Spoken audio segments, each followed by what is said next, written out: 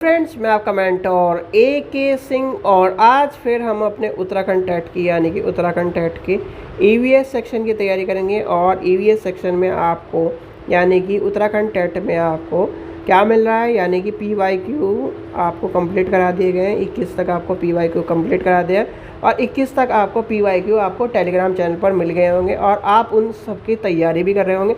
यानी कि आपको क्या करना है, PYQ डाउनलोड करने हैं और ऑफिशियल आंसर की जो हमने कराई है उससे आपको याद करने हैं और कहीं ना कहीं पेपर को करके देखना है कि कितने कितने नंबर आपको देखने के लिए मिल रहे हैं। तो चलिए आज का चैप्टर चलते हैं हमारा, यानी कि आज हम अपने उत्तराखंड टेट के EVS के सेकंड चैप्टर को देखते हैं। इसमें क्या देखना है, हमें EVS की मुख्य थीम और उप थीम को जानना है। तो सबसे पहले चलते हैं, छोटा चैप्टर है, ज़्यादा बड़ा चैप्टर नहीं है। EVS के विषय वस्तु और थीम के बारे में आपको जानना है। तो EVS क्या है, यानी कि पर्यावरण अध्ययन के अंतर्गत हम क्या पढ़ते हैं, आपके विज्ञान को पढ़ते हैं, सामाजिक अध्ययन को पढ़ते हैं और पर्यावरण को पढ़ते हैं। ये आपने सबने जान लिया, यानी कि 3 विषयों का मिलकर कहीं ना कहीं आपका पर्यावरण अध्ययन यानी कि EVS बना है।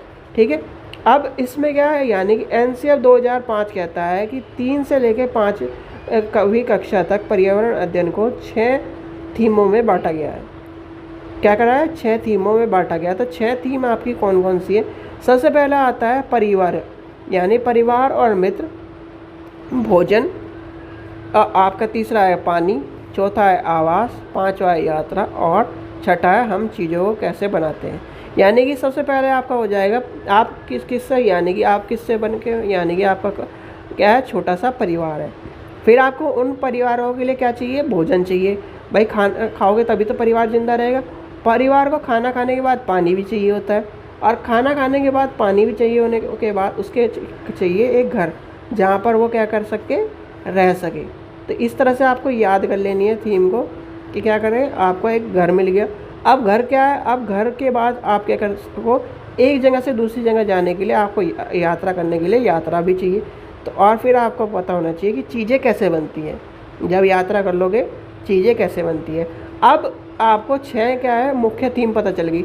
उप थीम कौन सी है? उप थीम है आपसी संबंध, काम और खेल, जानवर और पौधे। तो ये क्या है, आपकी 4 उप थीम है। यानी कि ये क्वेश्चन दोनों के दोनों आपसे पूछे जाते हैं। निम्नलिखित में से आपकी मुख्य थीम कौन सी नहीं है, या निम्नलिखित में से आपको मुख्य थीम के बारे में बताना है। ठीक है, इस तरह से आपको पूछा जाएगा निम्नलिखित में से कौन सी उप थीम नहीं है या आपको बताना है। तो इस बारे में आपसे क्वेश्चन पूछा जाता है। ये क्वेश्चन आपको इम्पोर्टेंट है। फिर आता है प्राथमिक स्तर पर जो चीज़ें, यानी प्राथमिक स्तर पर पर्यावरण अध्ययन की विषय वस्तु में थीम निम्नलिखित है। तो क्या है, विषय वस्तु क्या है, बाल केंद्रित होनी चाहिए। क्या होना चाहिए, विषय वस्तु क्या होनी चाहिए, बाल केंद्रित होनी चाहिए। आपका क्या है, आपको हम क्या यानी कि जो टीचिंग है, टीचिंग किसके अकॉर्डिंग है, वो किसके अकॉर्डिंग चल रही है, बाल केंद्रित शिक्षा के ऊपर चल रही है। तो आपको क्या है, यही पता होना चाहिए। फिर आती है विषय वस्तु, क्या होती है, शिक्षार्थियों को प्राकृतिक और सामाजिक सांस्कृतिक पर्यावरण से जोड़े और उन्हें कहीं ना कहीं एकीकृत तरीके से जोड़ने के काम करें। यानी कि जो हम पढ़ा रहे हैं, जो बच्चे को शिक्षा दे रहे हैं, जो हम क्या कर रहे हैं, शिक्षार्थी को कहीं ना कहीं जिसकी विषय वस्तु है वो उसके सामाजिक और सांस्कृतिक पर्यावरण से जुड़ी हुई होनी चाहिए, प्रकृति से जुड़ी होनी चाहिए। फिर आता है विद्यार्थी को प्रश्न पूछने और खोजने का मौका दे। यानी कि प्रश्न पूछने की आज़ादी हो, खोजने की आज़ादी, और कहीं ना कहीं बच्चा क्या हो, बोरियत महसूस ना करे। आपकी कक्षा में क्या है, बच्चा बोरियत महसूस ना करे। फिर आता है विद्यार्थी को रटकर, यानी कि रट कर सीखने की प्रवृत्ति ना हो। यानी कि रटना नहीं है, रटना नहीं है। जब भी आपको रटने वाला एग्जाम्पल यानी कि क्वेश्चन मिले तो ये याद रखना कि वो आपका क्या होगा, आंसर गलत होगा। पॉजिटिव में, नेगेटिव में वो सही होगा। ठीक है, क्वेश्चन आगे देखते हैं। इस क्वेश्चन को ये ध्यान रखना कि जब रटने वाले हैं पॉजिटिव और नेगेटिव का ध्यान रखना, वो जब हम प्रैक्टिस करेंगे तब आपको मैं बताऊँगा। क्वेश्चन के बाद आपकी बात आती है, फिर आता है विद्यार्थी पर्यावरण के प्रति आदर करें।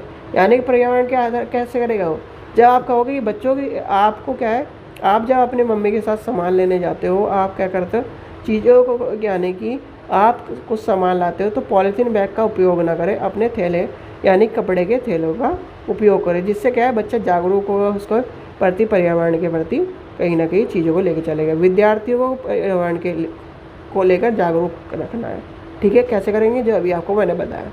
फिर क्या करना है, यह केवल पाठ्यपुस्तक और शिक्षण के ज्ञान तक ही सीमित नहीं होनी चाहिए। क्या ये क्या है, आपकी कक्षा है, इस 4 दीवारी के अंदर ही आपके क्या है, कोई भी शिक्षा, चाहे आप फर्स्ट क्लास के बच्चे को पढ़ा रहे हो, चाहे आप किसी भी क्लास के बच्चे को पढ़ा रहे हो, इस 4 दीवारी के अंदर आपको बच्चे को नहीं रखना है, उसे कहीं ना कहीं बाहरी जीवन से, बाहरी ज्ञान से यानी कि जोड़ना है। फिर आता है शिक्षार्थियों को परिवार, समुदाय, कक्षा के बाहर से भी जोड़ना है, और जैसे कि समाचार पत्रों से ज्ञान अर्जित करने के लिए उसे बढ़ावा देना है। उसे क्या करना है, समाचार पत्रों में चीज़ें को देखिए, पर्यावरण से जो संबंधित चीज़ें उनको देखिए। आपने देखा होगा कि छोटे छोटे बच्चों को क्या करा जाता है कि पर्यावरण के जितने भी आर्टिकल हैं उनको कहीं ना कहीं उनको काट के अपने कॉपी में चिपका, इस तरह की चीज़ें आपको देखने के लिए मिलता है। फिर आता है भाषा, विद्यार्थियों को बोलचाल के लिए यानी कि भाषा होनी चाहिए। अब भाषा क्या है, किसी भी किसी भी ज्ञान को सीखने के लिए आपको भाषा का उपयोग होना चाहिए, यानी कि उपयोग आना चाहिए और भाषा का ज्ञान होना चाहिए।